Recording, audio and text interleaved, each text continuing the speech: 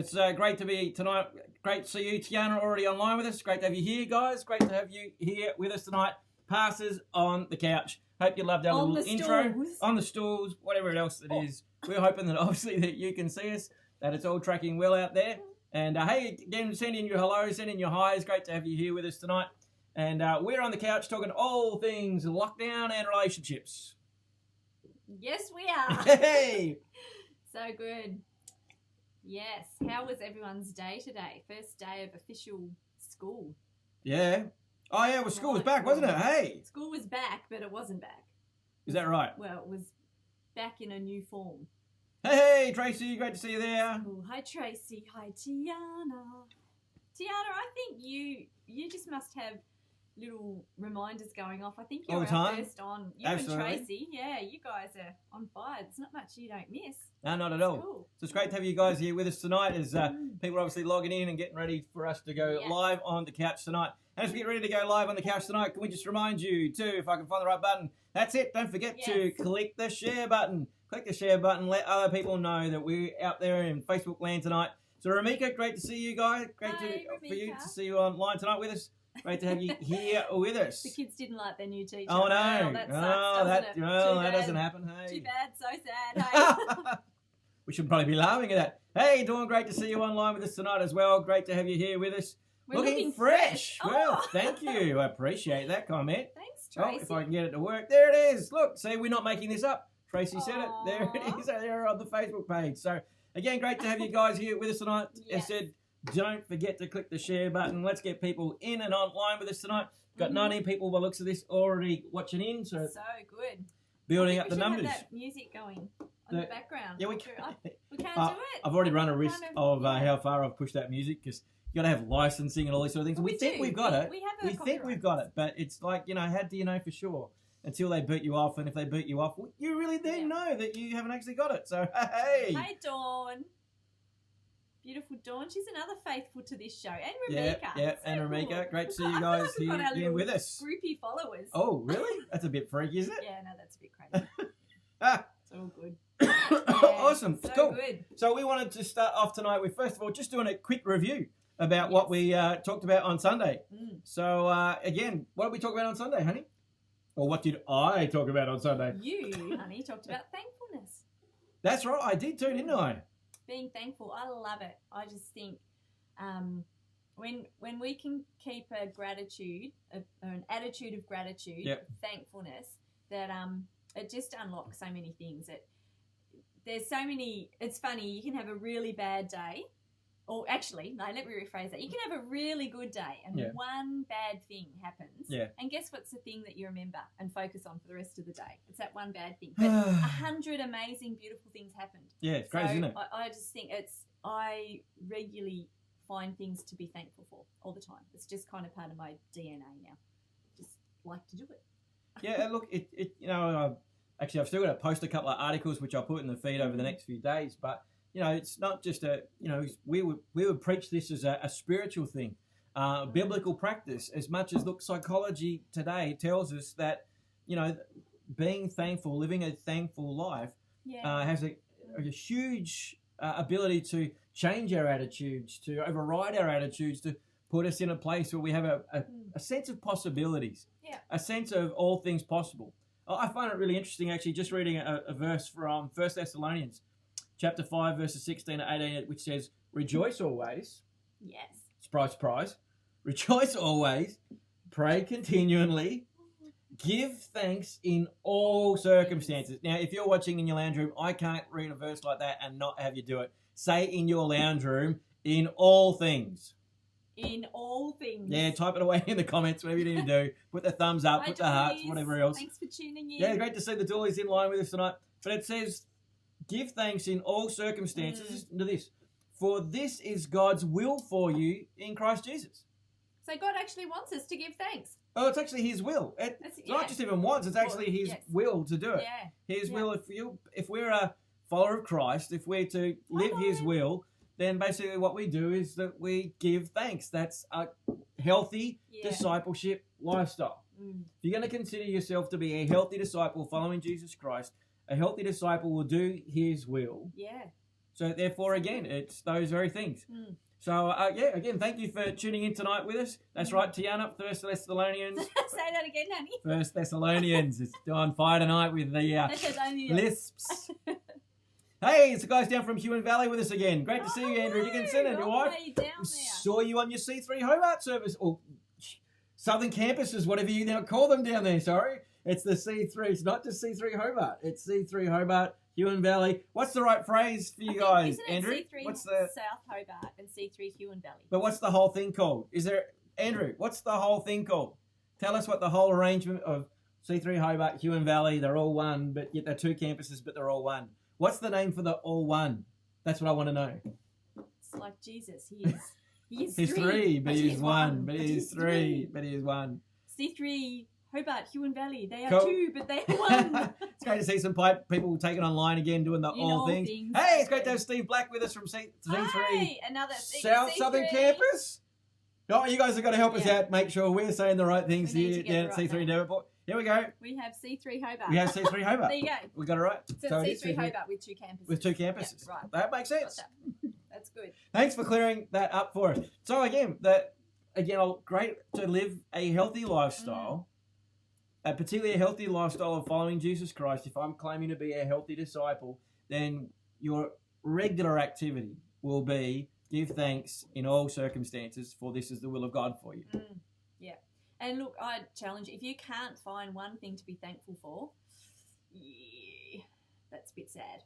You know, hard. I mean, look around. I could think of a million things just off the top of my head to be thankful for. The breath I breathe, the air, the clean air, the place where I live, the trees around, my family, look, there's just so many if you just look around. So it's a really good exercise to do every day. Absolutely. Give thanks. Cool. Hey, we've still got people coming online. So Davo. Hi, You got to find another name tag, Davo. No, it's Dave. Or Dave Robinson. We've got to find another name, buddy. Surely there's another one there. Ramika, great to have you online with us tonight. Hey, so we wanted to talk about how we've established that as a family practice. Because for us, we felt like, again, I guess for us, we're pastors of a church. We lead, we've got 4 beautiful kids. And our greatest priority, we believe, is the making disciples of those 4 kids before anybody else. Yeah. And so we've made a priority, well, how do we help our kids learn that lifestyle of being thankful and living a thankful life? So one of the things that has been a regular practice for us is that we have dinner time. We every night, or pretty much nearly every night. Yeah, most nights. I mean, it's got more difficult as the kids have got older with work and sports, but there's still lots of nights. But regularly, nearly every night of the week, we are sitting around our dinner table. If you haven't got a dinner table, invest in one, because it is such a valuable time of the day to sit around and have dinner together. It is no phones, it is no TV. We might have music sometimes to just help create the mood, and it's a valuable, it's gold time where it's just us and the kids. Obviously, we have a lot of people around as well, but we make sure that we have specific family nights. Definitely. Because, so many things happen around that dinner table. Oh, absolutely. It's amazing. And it's a teaching ground. So before we get into that, what we're trying to reiterate here now is that one of the greatest gifts you can give to your family, like go back a couple of generations ago, and this was kind of standard that everyone would sit around the dinner table, all come in together because there wasn't the other distractions, there wasn't phones, there wasn't the TV, there wasn't stuff, all these other things that we now have. Now, fair enough, if you're in a rural community working on the farm, you might still be out for quite a long time. But one of the things that we can't encourage enough is to, again, when it comes to that dinner time, come around the dinner table, put the phone away, turn the TV off, and sit together and do a meal together. And do that as many times as possible. As many times as possible through the week that you all come together. It's not just, well, I'm not hungry now. I think that's been one of the, depending on the age of your kids, because if you've got kids who are eternal snackers. Yeah, we got a couple of those. If you've got kids who are regular snackers, they come home, they're snacking it as soon as they get home. They graze from 3:30 till 6 o'clock. Yeah, they're snacking still at 5:30, 30 minutes before tea time. And then they kind of go like, well, I don't want to sit around everybody. I don't want to all sit around the table because I've already eaten, I'm not hungry. Matthew Hope. Yeah, I know. What if the Swannies are playing well, Matthew Hope? That might be an opportunity where we might let it part. No, it's not really. No, not even then. We would just have an earlier dinner. Matthew yes, we would. Hope. Yes. We'd rearrange it and reschedule That's my cheeky brother-in-law there. Yeah, g'day Steve Hughes. Great to have you online with us. Carson in particular, he is a grazer and a snacker. Oh, he is, isn't he? And he will just, I'll see him, I'm preparing dinner. Dinner's possibly nearly even cooked, and I see him sneaking towards the pantry. And I'm like, oi, get out of it. You're doing your dinner. Stop it. Absolutely. So put a lock on your pantry if you have to. Hi, team. Looking good. What's really in that drink, Sharon? Now, James Atkinson, that's just naughty. That is just naughty, James. It's a digest herbal tea. Great to have you online with us tonight, James. Great to have you hanging out with us. And Tiana Monday, I love this. Stop and give thanks at the dinner table. An important point, obviously, from Pastor Brian's message on Sunday. Thank you, Tiana. But yeah, absolutely. So what we then have regular things that we will do around the dinner table. And in line with this principle, before we get into those other things, we actually do. We did it even again tonight. Is we'll go around the table and we'll ask everybody what's a highlight, what's something that you are thankful for today. Yeah. What's been your highlight? Yeah. What can you give thanks for? So yeah, that's good. And look, it's a range of thankful for food through to friends, through to something they might have received or. But it's really good, and I don't think once any of them have ever stumbled and gone, no. Oh, I don't know. Sometimes it's hard to just pick one. That's more the thing. But when you've got an optimist like you at the table, come on. But yeah, we love it. I love it and usually it will bring out a story from their day, particularly when they've been at school. Obviously, absolutely. We're all in each other's worlds like never before at the moment, which is great, and I love it. But, they could say, oh, I'm thankful for this friend at school that did something today, or a teacher that happened this. So you get to actually find out a bit about their day as well. Yeah, you do. As being thankful for that. It's cool. Absolutely. So I guess that's so we're going to continue on into, again, what happens at the dinner table, because for us, we personally believe that it's the most significant place for training your child on how to not be awkward, shall we say? How to literally do life in a way that they learn social skills. But how else? It's a way that you learn to do life together. How you learn to not talk. Well, let's start with this one. It's one of the things like you don't talk over the top of each other. No, that never happens around our tea table. With 6 sanguines in the house, no, that never happens. It does happen. Let's be honest, it does happen. But we teach them to not do that. It's actually not polite. Obviously, there's times when everyone's bantering and having a crazy time, but it's a time to teach and go, no, actually, everyone stop, one person talking at a time. Yeah, absolutely. And it's a teachable moment. Yeah. So many things happen around the tea table. It's so important. Maybe if you're a shift worker and you're going, I can't do dinners, do breakfast, or do what you can. Find a meal that you all share together where you practice this again, how to connect, how to be social together, how to talk together.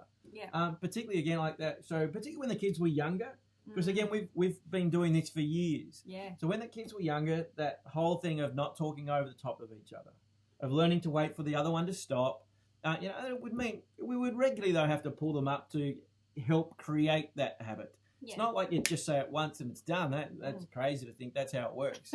That's not parenting. Parenting is continual, repetitive, consistency, boundaries, how we do things here in our family. This is how we do things. Oh, but that family doesn't do it like that. That's not the point. James This is trying how to we keep do their it. 5 and 3-year-olds off the table. Oh, Yeah, no, wow. champ. There can be some issues with that, hey? Yeah, well, it's usually me on the table. That's the problem. Well, I've been to your house, so I Dancing. know why you'd be worried with your 3 and 5-year-old on there. Because for starters, it's a really high table, and number 2, it's a launch onto concrete. So Yeah, I know yeah. I'd be worried too if your kids up on that bench. James, on that, you can actually use gaffer tape or string and tie them to the chairs. You just do what you got to do. I'm sure you actually can do that. Hey, I'm joking. If you're just joining in with us, we're talking about, again, how to do relationships and life in lockdown. And one of the things we're talking in specifically tonight is about how to do life around the table. Yeah. One of the greatest ways you can educate, you can skill your kids, teach them how to do social well is around the dinner table. Well, Jesus modelled it so well. He did. Yeah. He did lots of things around the He table, did. or actually around food. Absolutely. So, and that's where he taught. So I just think it's really well modelled for us. Absolutely. Have What food. a great point. I haven't thought of that before. Oh, honey, that's so obvious. It's all brains up here tonight. Look out. It's the digest tea, James. So one of the things that we've laboured on in the first few sessions that I want to give extra time again to tonight with this around the table is, again, it's line called rules of engagement. Every family actually has to have the ability to know what are the rules of engagement, because it's how you create safety. If the rules are always changing, if the boundaries don't remain the same, if it's always about the mood, you're going to struggle to be able to build emotionally stable, I think, kids. Because I think at the end of the day, you literally have to look at that whole ability again to ensure that, hey, we don't talk over the top of each other. So that's a rule of engagement. We actually are all going to contribute. That's a rule of engagement. Because you might have those kids who are really quiet. Yeah. What? I don't understand that. For us, you have to understand, for us, we have 4 beautiful kids, 3 girls, a boy. We love them dearly. They're so yummy and scrummy. Oh, they are. They're so they're loud. They're noisy. Oh, all of them. We've never really had a quiet child. No. But it's still in that place, though, that, again, you teach your child, if they are quiet, to go, but regardless of whether you're quiet or not, you still have an opinion. Your opinion is valued here. And we want to hear about your story. We want to hear about what happened to you. Yeah. And therefore, we're asking that you do contribute at the table. So therefore, again, you actually empower self-belief. You empower courage. Yeah. Again, there's just so much that happens around the dinner table. And again, as we talk about rules of engagement, because of all things that we hope that every household would do for their children is to provide a place that's safe, and the way that you provide a place, or safe and loving. And both of those 2 things come just basically from consistent boundaries. Consistent rules of engagement. Consistent that yes is yes, no is no. If you're going to count to 3. Count to 3. Not 2 3/4 and 1 and 2/5 and whatever else. Doesn't teach your kids. No. Consistency. Yep. So what else about around the table? We had a few things there. Yeah, Well, manners. Don't eat with your mouth full. Don't eat with your mouth full. I have a fun. Every time I think of someone saying it. When I was growing up, it wasn't actually my experience with our kids, but it was me as a sibling.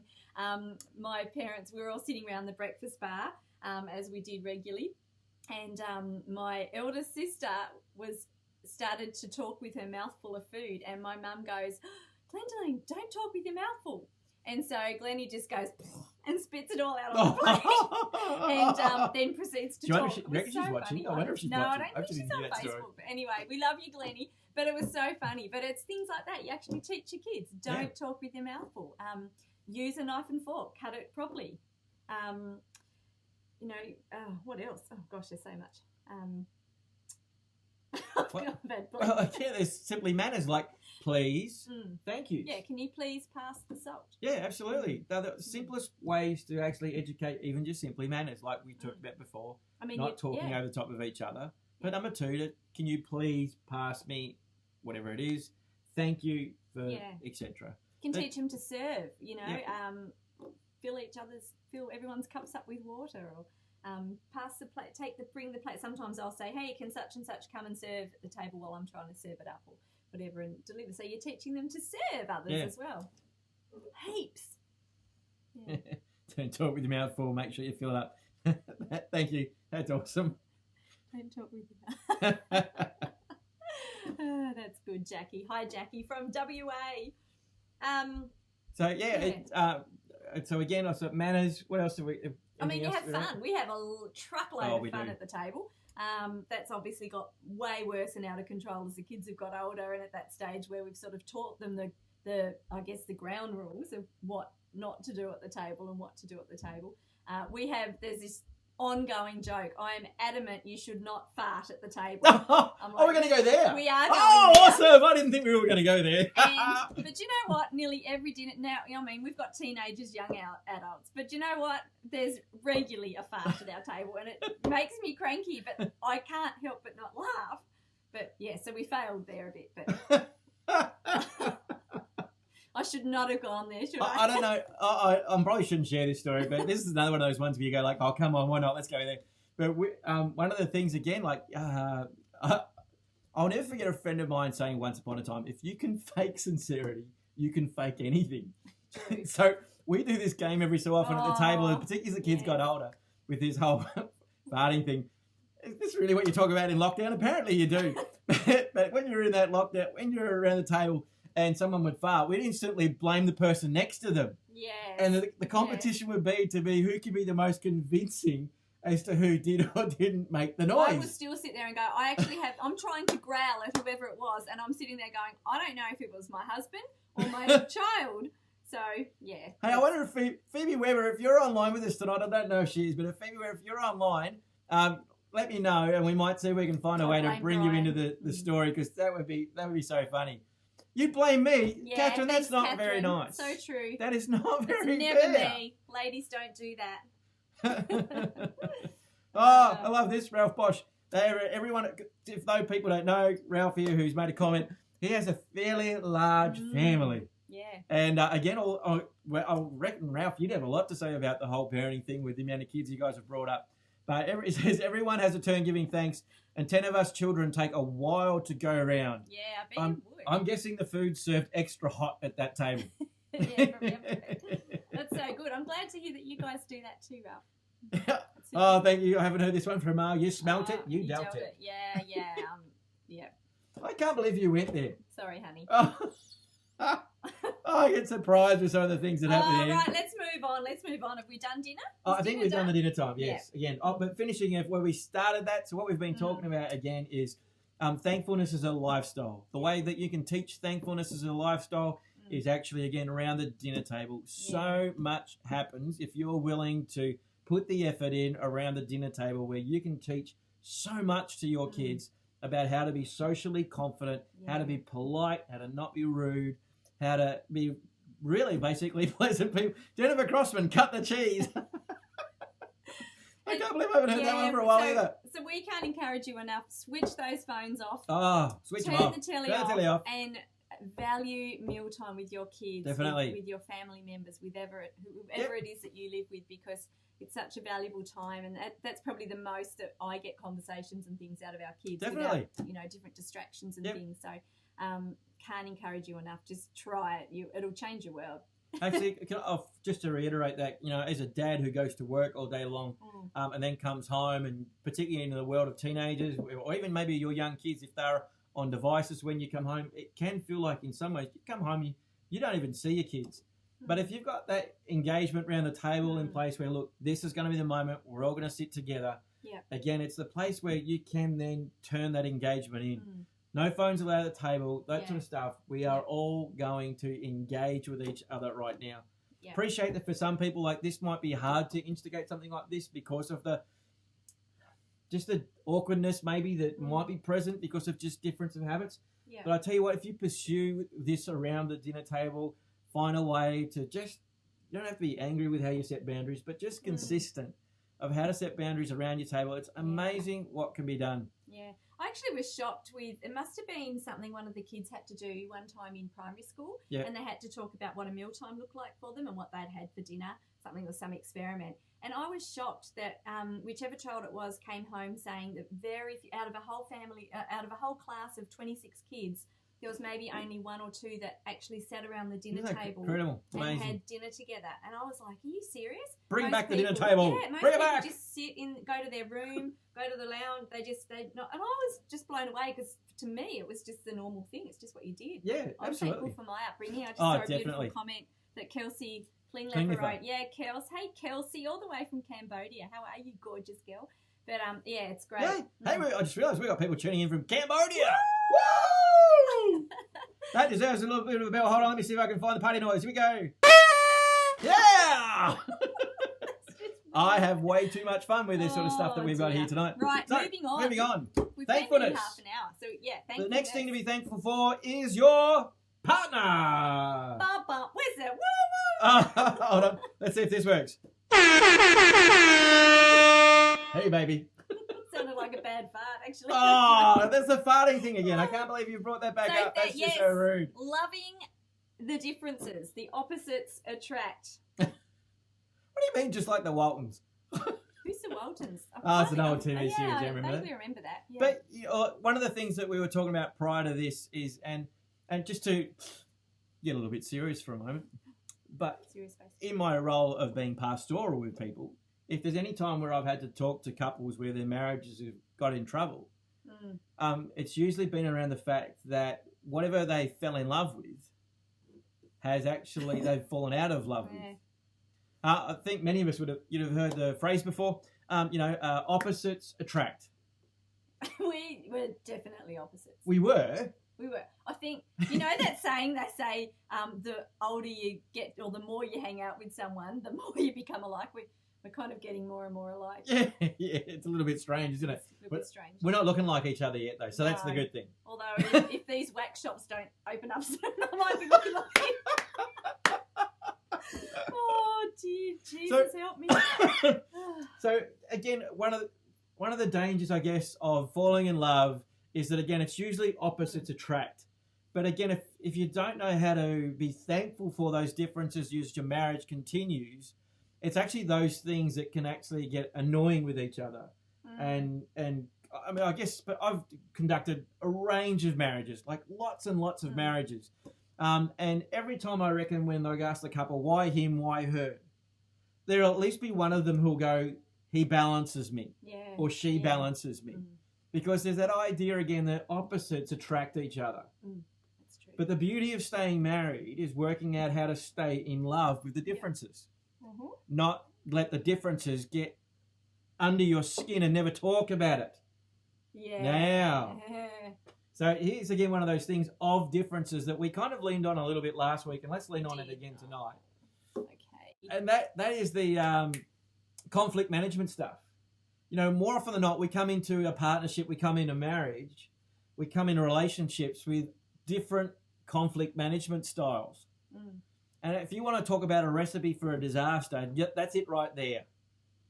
It's in that moment of the opposites of conflict management styles that, again, can, I guess, take away from thankfulness if you don't know how to let thankfulness work over the top of those things, shall we say. Yeah. That's all I'd like to say. Yeah, so... Hold on. What? Awkward moment. So,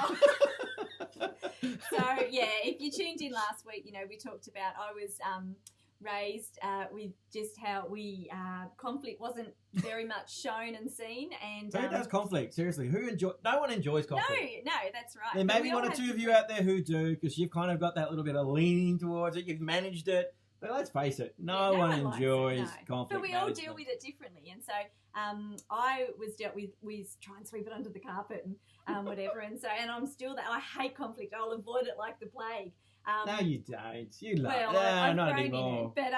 But Brian was raised where you just have it out. It's just guns out and you give it all. If I'm allowed to say it. Sorry, Sharon. I love you. I love my mum and dad. Quite like that. No. And I am thankful for how I've learned. How big was the fish? It was this big.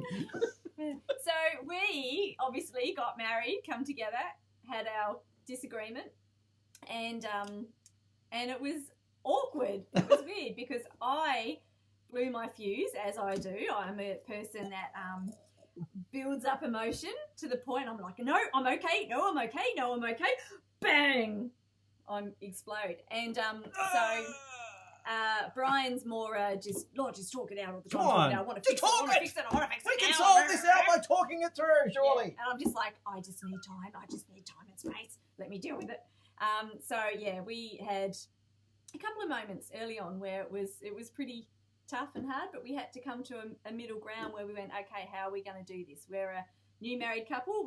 As much as we've got our upbringings and what's going to work for us, and how are we going to find a happy medium so that I felt safe and comfortable to have those conversations, and you felt safe and comfortable. So, yeah. Excuse me, I'm just coughing. It's not corona. It's all good. Just got it building in my throat. So, yeah, we did that. Yep. So, again, we lean on that right here and now, in the sense of, again, in the context of thankfulness, because I guess in some ways, if you let thankfulness be a measure to go, am I still being thankful for my partner? Because Stop it. I need a little lovers in the air moment here with some. I'm going to find some tracks over these next few weeks for some sound effects. On the first of on the 1st of May, which was we're up there. 1st of May, which was I think Thursday. That was our official first date 27 years ago at a Steve Grace concert.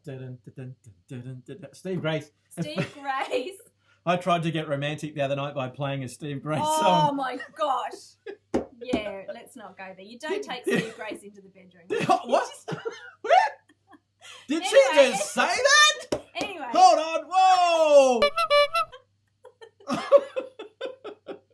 Friday? What Friday? Is that business time? No, Friday must have been the first you could. Oh, sorry, I've just made it a full complete. Anyway, we won't go there. So where were we? Come back. Come back. Oh, thankfulness. If you're losing your ability to be thankful for your partner, I would suggest that one of the things you do need to check is, again, are you talking about the things that need to be talked about? Because that's, again, I've so valued that over the years, that particularly as we got more mature in our relationship, I can remember we'd go to a cafe maybe once, not all the time, about once every 2 months maybe, when things, were kind of, at least we were sane with each other. We would ask the really hard question. What is it that I'm doing that annoys you right now? That's a really brave question. Oh, that's such a brave question. But we do it. We ask. Yeah, we do. And you have to put your big girl pants on and your big boy pants on. Oh, I tell you what, that's tough. Because, at the end of the day, you love each other. And your partner, I know. Are you still prickly?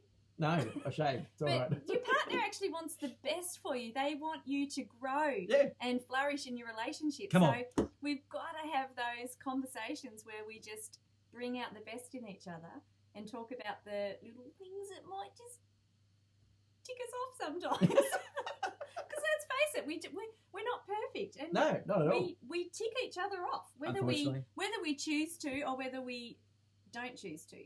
We're gonna say stuff. We're gonna react. We're gonna have an attitude. We're emotional human beings, and stuff happens. But we've got to somehow go, hey, you know what? When you get really tired, or hey, when it's that time of the month, like for us women. You've gone even there. I have. Oh, wow, I love this tonight. Oh, this is no holds barred. We should have advertised this tonight. No holds barred. But I have to realise when it's getting to that time of the month for us as women. It's a great time to go golfing. It is. It should. Yeah, maybe. Dara, are you there? Do you play golf? Just kick the men out for a week, I say. No. But you have to actually try to manage that and talk to your husband or your spouse or your partner about what that actually looks like and what you need at that time. And you know what? I get really emotional around that time of the month. Like I could just cry at anything, which I wasn't so bad earlier. It's crazy, but it changes over the ages. Yeah, as I get older. Yeah, it's weird. Anyway, we won't go there, but it changes. So I have to kind of be conscious about that and think, okay, I'm leading into a emotional week, and even think about how much I carry and what I even do, what my workload looks like. And Brian's aware of that. He's like, ding, ding, ding, ding, red flag, red flag. It's nice week. It's, just bring home the flowers that week. And I'm just going to do all the chores that week. And I'm going to cook meals that week. No, disappear that week. Actually. But anyway, he'll get there. 27 years. Oh, not 25 years. Coming up 25 years in October. 25 5 years we've Oh, been married. wow. He could learn. I Yes, know. he could I know. learn. You think Chocolate he would. helps. Yeah, chocolate does help. So here's one of those things again in regards to the thankfulness. So again, if you're marrying a person and you expect them to be someone completely different years later in the context that you're going to change them, they're going to be more like this now. I'm telling you now, whatever they were doing before, they're more than likely still going to be doing years later. And do you know what? Usually it's when you're saying, I want my husband to change about this, do you know what's usually the issue? It's yourself, and you actually have to change. Did she just say that? Yeah. Hold on. Yeah. Oh, hold on, it didn't work. Hold on, we'll go again. Here it goes. Yes, she said it. But that goes to you as well. Oh. You guys sometimes think, I wish my woman would change in this area. Well, usually the issue's with yourself. So I would challenge us when we see things in our partners that we want them to change. I remember there was one time, I can't think what it was actually the issue was, but you were really annoying me. And that ticking never me happens. off. That never happens in our relationship ever. No. But I thought, and I took it to prayer. I would go and I'd go, God, this is really frustrating me with Brian. Yeah, it was I true. don't know how to deal Now with it. you're talking. Come on, preach it, honey. Preach So I would pray and I'd prophesy over him, the mighty man of God that he is. And because he's an incredible man of God. Oh, I mean, now I wouldn't you're have married preaching. a douchebag. So I was young, but I wasn't stupid. Maybe I was stupid enough.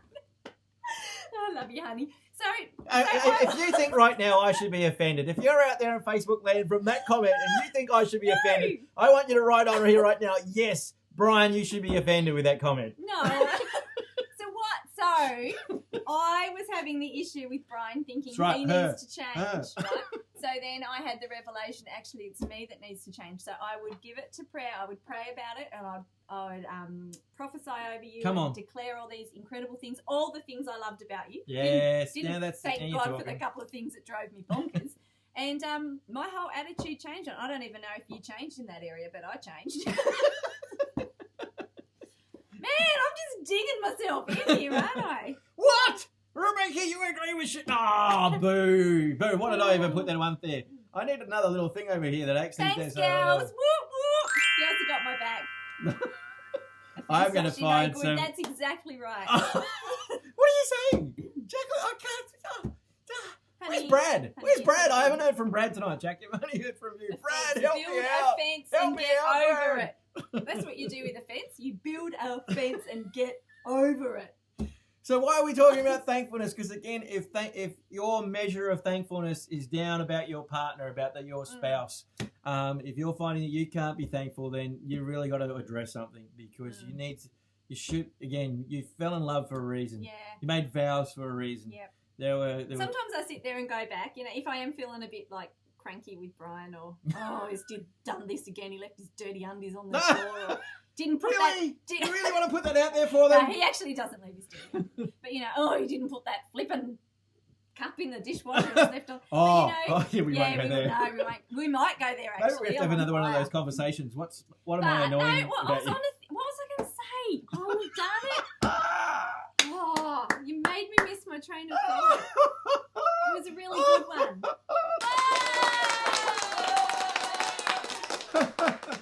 Stuart and Lynn are watching from Hobart. Hey, Stuart and Lynn, great to have you guys here with us online with us tonight. It's gone. It was a really good point. If you were just joining us, we are talking all things lockdown, relationships and kids, and whatever other questions. Hey, if you've got questions, because we're going to be finishing up here in a few minutes. We are. If there's actually a question that you might have, we don't know how to talk at all, do we? No. But if you've got some questions that you would like to be asking us about partners, being thankful, about kids and all that sort of stuff, teaching them those things, please jump online, send us some photos and all that sort of stuff. Hold on. That's what I was going to say. There we go.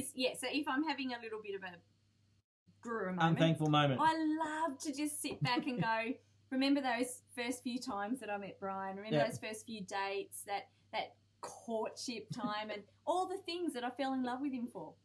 What are you laughing at? Who said what? Ramika. Yes, he distracts me all the time. Hey, this is a really good point, Jacqueline's just talked about. Now you're talking, Jacqueline. I'm going to leave that one up there just for a few minutes to help us stay focused. But again, so this, I guess, maybe we'll use this as our finishing point tonight, unless again we get another question come through. But again, being a healthy disciple, being a healthy family, one of the characteristics is going to be encouragement. Yep. Is giving healthy feedback that's encouraging. Yep. But you know, we one of the things that I want to highlight tonight in encouragement is that more often than not we just say, "Oh, you look nice," Excuse me. "I love you," or bits and pieces like that. It's always generic. Yeah. But I tell you what, it's specific encouragement. You said it right, honey. I know I did. Thanks. Specific. It's specific encouragement that actually. Sorry, I just got distracted. Look at this. Yeah, someone remembered the Steve Grace line a minute ago. Yeah, good on you. Thanks. Yeah, great, good. I'm going back to this for getting thankful. So it's really important in being thankful to then say why you're thankful. Because that's if you want to find a way to be simply encouraging, it's go, honey, I'm thankful for you because, here we are, 25 years later. Come on. And you've stuck it out with me. I know, right? And I think we have more fun now than we've ever had in our life. True. Oh, you're getting teary. Oh, am I? You look like your eyes are watering up. Did I poke you in the eye? Hold on, I need a little mother moment here, like. No, that's not really right. That's not quite right. I needed something more a little bit different. Okay, I'm so the thing I love about you. Oh, here we go. And one of the very first things I fell in love with Brian was not his mullet, although it kind of was his mullet. But we can't go there. No, we can't go there. But was his absolute. I looked at this guy without even knowing him. And she did. I did. We should tell this story sometime a little bit later. I literally love at first sight, and I knew I was going to marry him before even meeting him. But I looked at him and I went, I love the man of God that he is. I just saw, and I remember from a little girl looking at a minister and going, what? Keep going, no, get this. Looking at a minister and going, I want to marry a man like my minister, the Reverend, in a dress. There it is. She said it. I knew it was coming in a second. I was attracted to a man in a dress. No, I wasn't really. I was attracted to a man of God. Stop talking about my wardrobe. So I knew that, and that's what I love about you to this day. Just you're so strong in your faith. Come you're on. So strong in your love for Jesus. And, I know you're just a man of God. So I love it. Hold on, I just need to take a moment. Thank you for my little hair to go. Thank you. Thank you. My turn. I did to you before. Oh, mine was bigger and longer. Oh, sorry, we don't compare. We don't compare. That's what no. Okay, stop. Whoops. Behave. Hey, everybody. Yes, that's right. We're talking all things So, specific healthy. encouragement. You even do that with your kids, but, with absolutely. your spouse. Encourage them specifically, not just, your hair looks really cute today. And all that's lovely. And I regularly tell, you look really pretty today, and, all that stuff. But absolutely. It's so much more valuable when you're really specific about something, their kind gesture or their something. So, again, build thankfulness into that culture of your home. Heck, your workplace. Yeah. I mean, for us, we built it into our church. One of our mandates when we came here years ago was, when we first planted church, was that our mandate is that we're going to build a church that's filled with encouragement. To me, love is to encourage, but not just generic. Encouragement that actually impacts. It means that you've seen me. When you say something to someone in a way that goes like, I recognize something in your life. Let me, no, I'll try not to go there. But when someone says something specific to you that they've noticed, it does so much to your sense of who you are. And particularly, again, if you as a parent are going to do that to your children, if you can say, hey, I love it when you share things with your sisters. When you share things in a way that, where other days I notice you just want it to be yours. I noticed we shared with one of our kids in particular who was fairly protective of their toys, but from time to time they would just literally just share it with other kids. Because let's face it, why is it the kids always want what the other child has? It always. Yep. So when we noticed that one of our kids, like in the midst of a season like this, went out of their way to think about how they could do that effectively, we made a point of that, shared it with them, and we really believe the fact of that. Again, how much that's helped our kids grow up in the way that they have. So thank you, Mr. Dooley. I appreciate your comment there on that. Thank you. Really appreciate that. Look, and I just think it's so easy. I don't get why people struggle to encourage, because again, I guess it's what we've grown up in, but here comes again the point of thankfulness. Yeah. Thankfulness means you're seeing something. Yeah. If you can't be thankful, it means you can't see. Let me say that again. Sorry. If you, I'm about to say something really deep. Sorry, honey. This is life changing. Sorry, you You're just going to take for a moment. with my moment. Sorry, go. I can't remember what I was going to say. Oh, if you can't be thankful, it means again you're not seeing. Yeah. In fact, this is again. Well, one more point. Will we get? What time is it? No, we'll go one more. 14. One more point. Okay. I saw. 5 minutes. I think people. Mel Norman's been. She does a great job with our kids team, and helping even parents right now in this season, encouraging them in regards to. She's a teacher by trade, profession, and assisting. You know, if you need some assistance with how to work the whole homeschooling thing, she's made some offers to, again, help with some tuition about that. But one of the things I think I've noticed from a couple of Facebook comments in dealing with a couple of families is that, you know, we so often put ourselves down. We so often talk negatively about ourselves, particularly in our household environment. And the difficulty is that if that is the way that you talk, number one, again, I'll come back to the fact you're not seeing things. Yeah.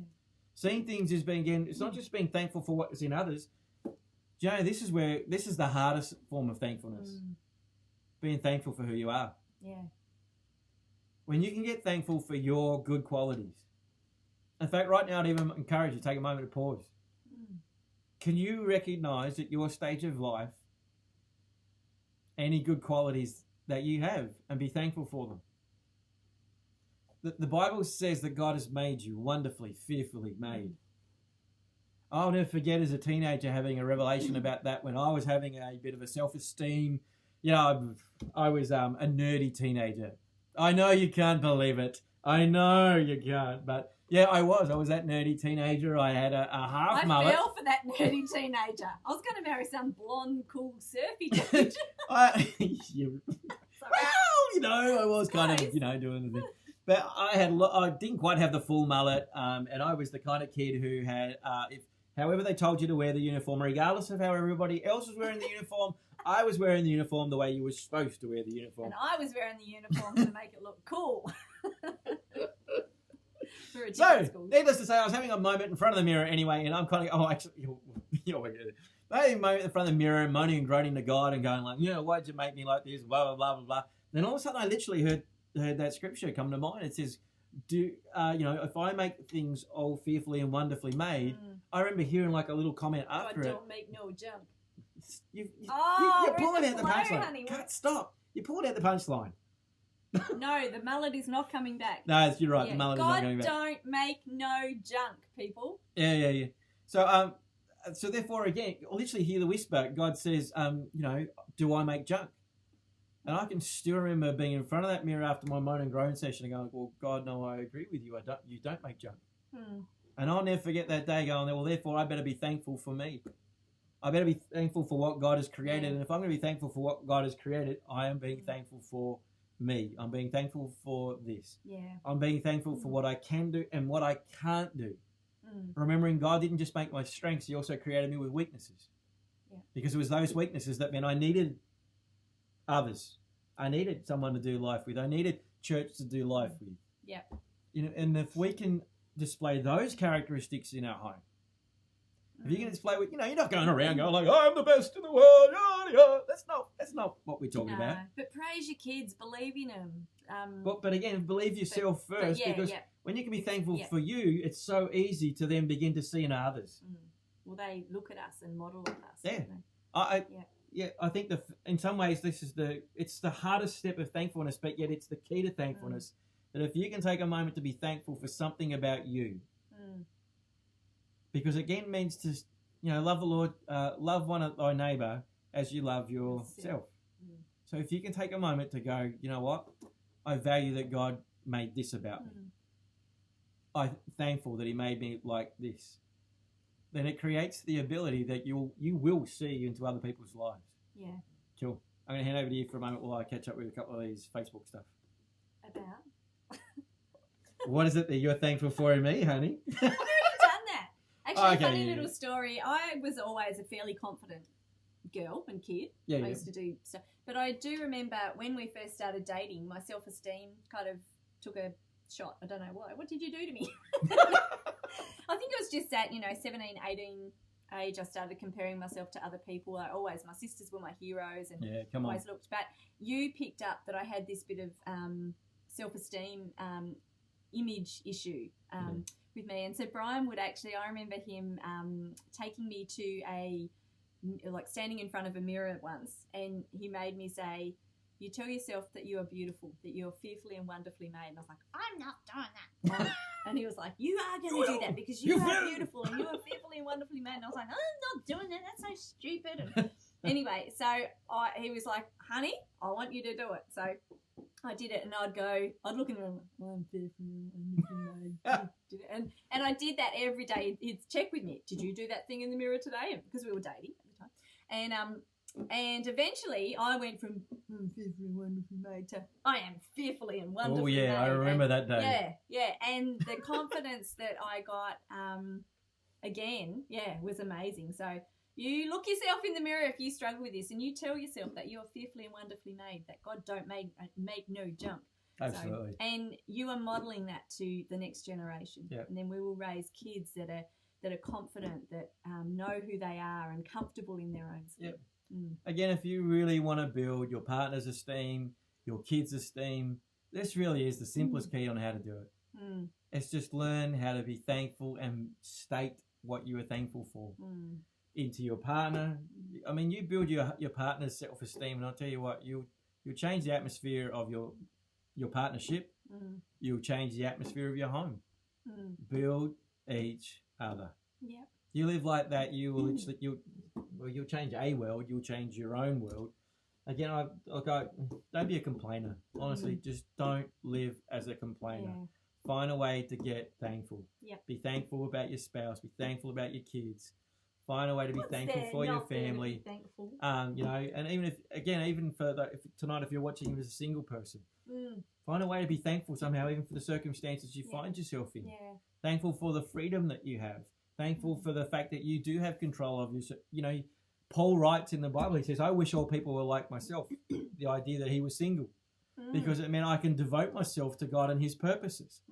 I can give myself fully. I'm not looking back. In fact, Paul actually goes as far as to say, while he's in a lockdown situation, there are 4 books in particular Paul writes in lockdown: Philippians, Colossians, Ephesians, Philemon. They're all written while he's under house arrest, lockdown.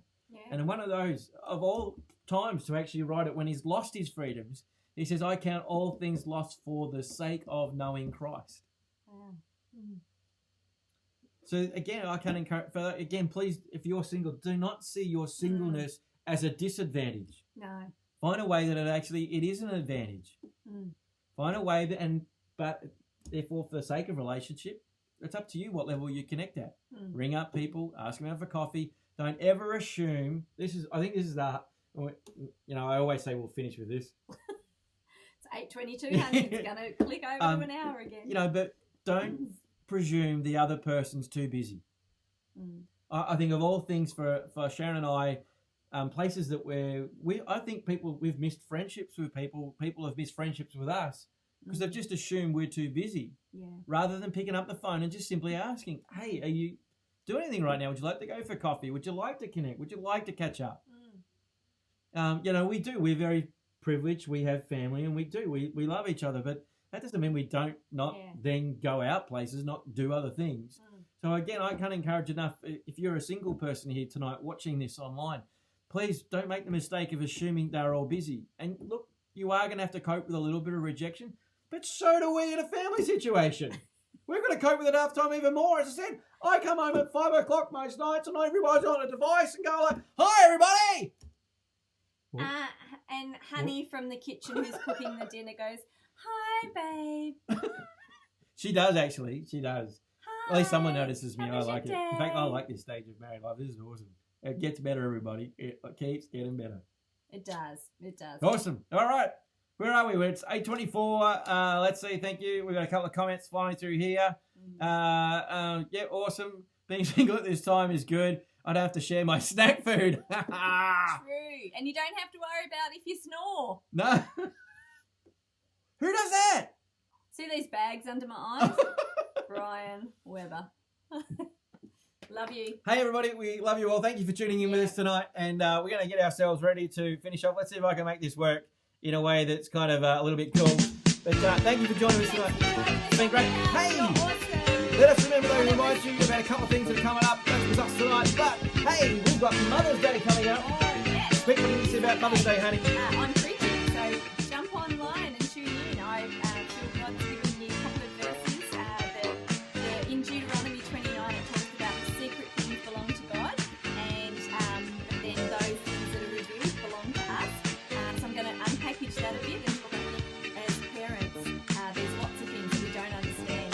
God keeps secrets from us sometimes, for reasons. Yeah. But He reveals things to us along the way. So I'm going to unpackage that and also talk a bit about Mary, Jesus' mum, and how she pondered things in her heart, and how I'm going to intertwine those two verses, Bible verses, in together. And in the middle of my message, I'm going to interview my amazing mother-in-law. Yes!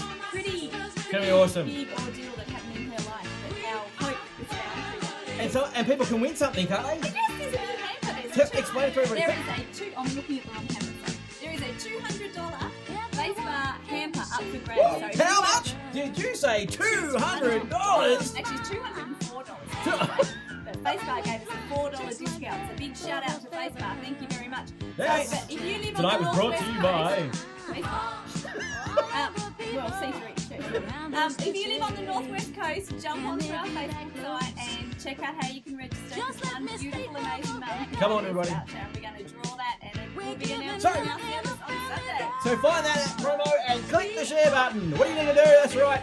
Click the share button. Thank you for joining with us tonight. It's been fabulous. Love you all. Miss you all. And I'm going to find the right button here in a moment. Thank you for joining us live on the couch. God bless you, and we will see you next time.